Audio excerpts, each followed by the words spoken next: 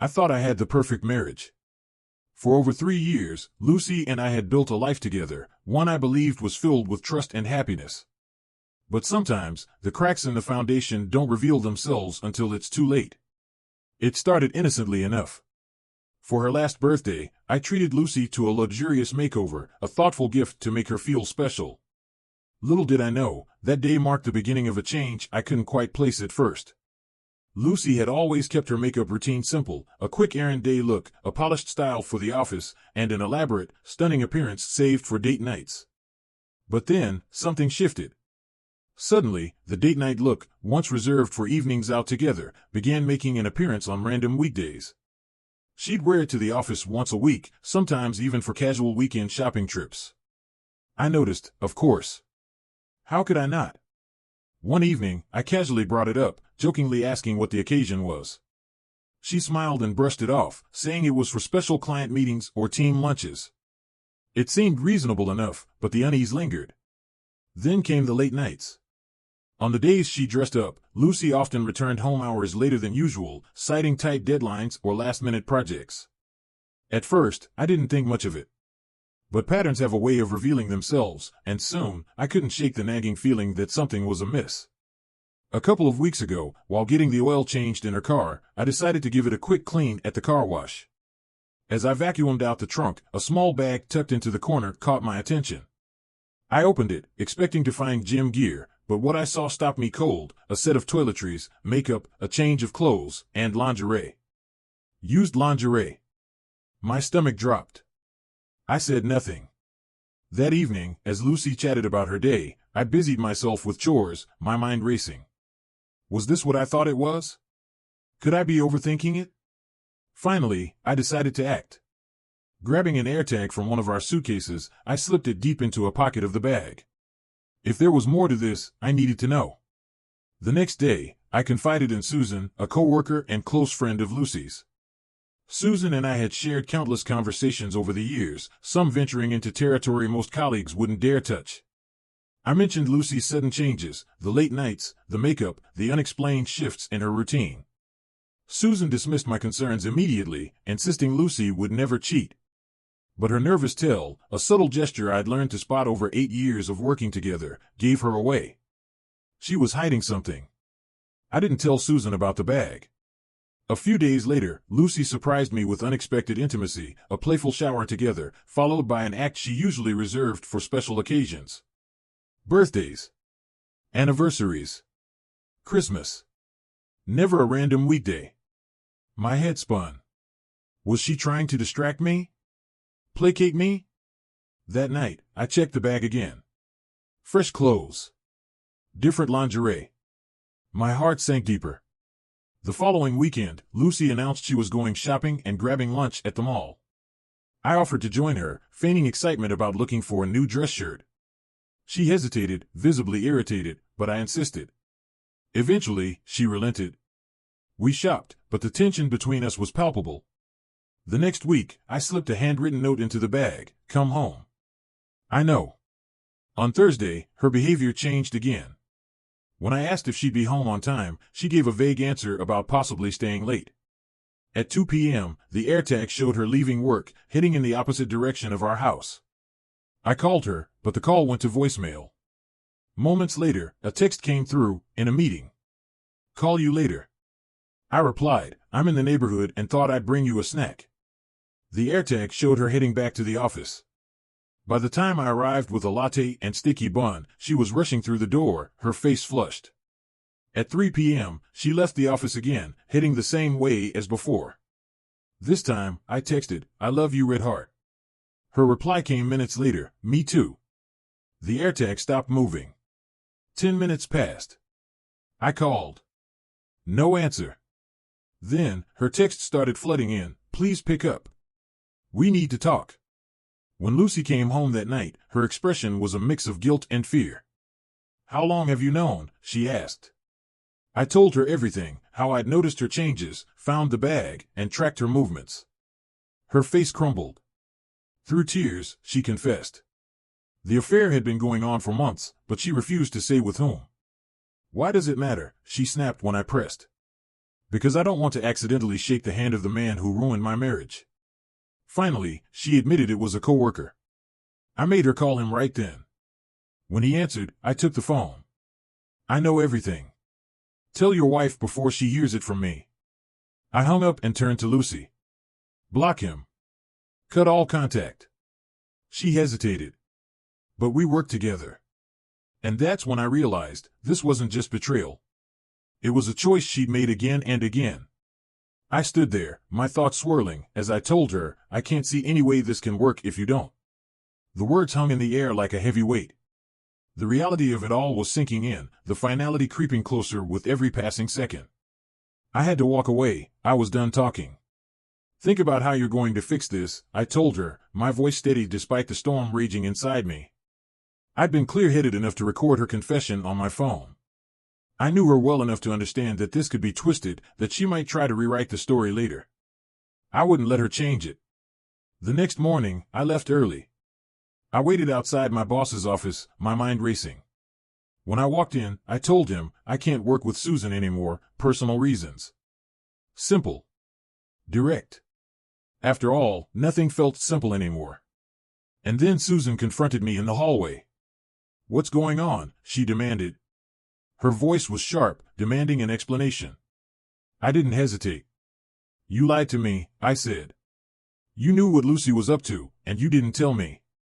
I'm done working with you. Her face went pale. I told Lucy to end it before you found out for sure, she blurted. Her voice shook, but it didn't make a difference. Her words didn't undo the betrayal. That's just another lie, I said coldly. And just like that, I had lost my best friend, and possibly my marriage. I found the coworker's wife's contact information. I didn't hesitate. Tomorrow, I'd send her a copy of Lucy's confession. The truth would be out. I had an appointment with a lawyer to discuss my options. I wasn't sure if I was ready for what would come next, but I knew I had no choice. Lucy, however, still held on to some desperate hope that we could move past this, even though she never once spoke about why this had happened. I felt numb, as though everything had shifted around me. I didn't want to divorce her, but I couldn't imagine how we could move forward. The lawyer gave me advice, tangible things I could do. He handed me a worksheet, told me the do's and don'ts. He also mentioned the other wife. He said that informing her might come back to bite me. He was right. At work, the atmosphere was suffocating. My boss handed me a short list of potential replacements for Susan. I had to interview them, make a decision quickly. But Susan wasn't letting go easily. She sent me a long email, apologizing for everything and begging to meet for lunch. I didn't respond. But the rumor mill at work was relentless. They whispered about Susan's sudden exit from my team. The amount of fawning over me was ridiculous. Then came the news about Lucy. Before lunch, she was called into HR. By afternoon, she was put on a performance improvement plan. Apparently, her affair partner had resigned and, in his exit interview, decided to throw her under the bus. He admitted that they'd been carrying on their affair during work hours. Now, Lucy was terrified. Fired? It would change everything. The lawyer had been right. The consequences were coming. As for me, I hadn't been handling it so calmly. I had dropped 7 pounds in the last week. Nothing stayed down. I couldn't sleep, not more than 3 hours at a time, anyway. I was jittery. Every time I had to drive, my hands shook. I called my doctor. He prescribed something to help me sleep, but he also wanted to see me tomorrow to run some tests. I had to face the possibility of an STD screen. The weight of it all was unbearable. Lucy and I were sleeping in separate rooms now. We hadn't talked about divorce yet. The couple's therapist had us scheduled for Monday afternoon.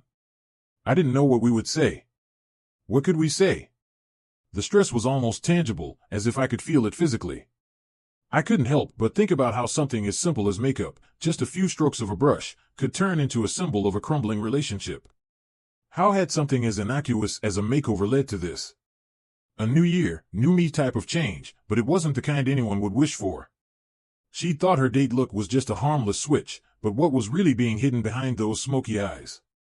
Perhaps she thought she could cover her tracks, as if a few layers of makeup could somehow mask the truth. But the truth was starting to unravel, piece by piece. Susan, she was the perfect example of deceit. She should have majored in lies, not whatever she pretended to do at work. But now, I knew better. She wasn't someone to trust with anything, especially not secrets. Not the kind that could destroy a marriage. As for Lucy, she had played a dangerous game, mixing business with pleasure. Now, she was paying the price. Her affair had made its way to HR. She was left facing not only the consequences at work but also the collapse of her marriage. And as for me, it wasn't the kind of weight loss I'd imagined for myself. Stress had stripped me down physically and emotionally. The stress was overwhelming. It wasn't the diet plan I'd ever wanted. There was a lot to unpack. I had to start somewhere, so let me give you a glimpse into what happened next. Sunday dinner with Lucy's parents was a disaster. They were conservative, old-fashioned. Lucy had no choice but to tell them. By the end of the meal, she admitted she was in counseling because she cheated on me with a coworker. Her father didn't take it well. He grilled her at the dinner table, then yelled at her behind closed doors. Lucy was in tears for most of the way home, convinced her father now hated her. Since then, her mom had refused to speak to her, communicating only through her sister. The therapy sessions felt like a test I already knew the answers to. I had heard it all before. But still, Lucy finally gave me a timeline of the affair. Then, I had my turn to ask questions that were long overdue. Did she do that? I asked. How many times did she? My mind was racing with more questions. I didn't believe any of her answers. Not anymore. Lucy and I talked, but it was nothing more than a thin veneer of civility. We discussed what needed to happen moving forward, the things she needed to do. She had to confess to both our parents. Our therapist gave us some advice, but none of it felt real. I realized the depth of the situation. How had it come to this? How did everything collapse in a moment? What was left to salvage? The conversation about Lucy's affair had reached its breaking point. I wasn't sure what to expect from her, but one thing was clear: she never tried to blame me for her betrayal. She never said I wasn't enough or that I wasn't fulfilling her needs. No, that wasn't her angle. Instead, she just wanted to fix it, to somehow patch together what had been torn apart. The FaceTime with my parents was a calm affair compared to hers. My dad, ever the stoic one, didn't mince words. He told her how deeply disappointed he was in her choices. For him, that was the closest thing to a judgment day. When my dad was disappointed, you knew you had crossed the line. Meanwhile, Lucy's conversation with her parents was a different beast altogether. Their reactions were colder, harsher, tinged with disbelief. I had shared the story with a few of our friends, carefully choosing a couple who I knew would do the hard work of spreading the word for me. It wasn't long before Lucy was bombarded with questions, each one piercing, each one adding to the weight on her shoulders. And Lucy? Oh, she was throwing offers at me like they were desperate bargains. A hall pass. An open marriage. Sexual favors. She was scrambling, trying to bargain her way out of the mess she'd made. I told her plainly, 2 wrongs don't make a right. I wasn't the one asking for an open marriage. I wasn't the one who had destroyed the trust we built. The next morning, Thursday, was D-Day. The day she would be served her divorce papers. I imagined what it would be like to witness that moment, to see the shock, the realization on her face. I almost wished I could have had it on video. Why isn't there a service for that?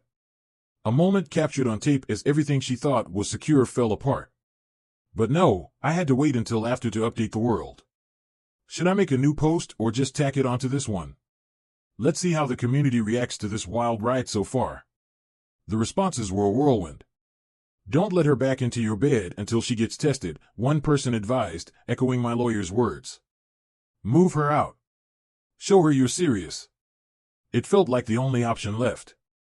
Another voice said something that struck deep. How can someone who supposedly loves you treat you like this? The amount of manipulation and lying it takes to pull off an affair is something that will never cease to amaze me. And then, the bombshell, Susan was never your friend, someone pointed out, dropping the truth like a heavy stone. I knew the affair had a ripple effect, but it seemed like everything was falling apart in every direction. And then the affair partner's wife. The recording I sent her? It reached her ears, and now Lucy's phone was blowing up with messages from her. That's when the chaos started. The affair partner's wife didn't hold back. She packed up her kids, checked into a hotel, and fired off a voicemail that would make even the toughest pirate blush. Lucy's affair had set off a storm that was now sweeping through everyone involved. It wasn't just the affair partner's wife who was flipping the script. My own family's dinner had turned into a battleground. Lucy had casually mentioned counseling at the table, like it was some kind of afterthought. She hadn't even considered the magnitude of what she was saying. Her dad grilled her, demanding to know how she could make such a decision. Later, behind closed doors, he yelled at her, each word punctuated by his disbelief. Lucy cried most of the way home, convinced her dad now hated her. She tried to put on a brave face, but the weight of her actions was sinking in. Therapy sessions were no easier. They were more like cross-examinations. Lucy, the once warm partner, now had to answer for her actions. And the questions I had to ask. Questions about things I never wanted to know, but needed to know now. How many times did they meet? Did they use protection? Was he bigger than me? Did they trash talk me when they were together? Each question dug deeper, but Lucy's answers? They didn't matter anymore. I didn't believe her, couldn't believe her. Despite everything, Lucy still made her offers, hoping that somehow she could undo the damage. An open marriage? No. I didn't want any of it. It wasn't me who had destroyed our relationship, and it wasn't me who was going to fix it. Thursday came, and I watched as she was served her papers. The sight of her face was everything I imagined it would be: disbelief, shock, anger. I couldn't help but wonder why that moment couldn't be captured. Wouldn't it be poetic? Wouldn't it show the price of betrayal? And the tantrum she threw when she came to my house? Unbelievable. Throwing items, screaming, chaos. The police arrived just in time to witness the storm she unleashed. They asked if I wanted to press charges. I declined. But that wasn't the end of it. My lawyer acted swiftly, getting a restraining order against her. She had a breakdown, a panic attack that landed her in the ER for a couple of days. I hadn't heard much from her sister, aside from attitude when she packed up Lucy's things and took them away. I asked about Lucy, but got nothing in return. Tuesday, her lawyer finally reached out to mine. The wheels of the legal process were turning, but the emotional toll was heavy. Through it all, the support from the community was overwhelming. The messages, the encouragement. People rallied behind me, urging me to go no contact, to keep pushing forward. As for Lucy, she was still trying to salvage something, but she didn't understand the severity of what she had done. Her tantrum, the police intervention, the breakdown, it was almost like she was auditioning for a role in some reality TV show. But no one was buying the act. The restraining order was just another slap in the face, another consequence of her choices. She was trying to dodge accountability with theatrics. But it wasn't working. It never works. Now, I'm just trying to make sense of all this. Trying to figure out how to move forward. And maybe, just maybe, how to learn from all of it. But for now, I'm focused on the future. How do you recover from betrayal like this? How do you heal when everything you thought was secure shatters in front of you? How did you catch your partner cheating? Share your stories in the comments below. And as always, thank you for your support. Like, subscribe, and hit the notification bell so you don't miss out on what's coming next. See you soon.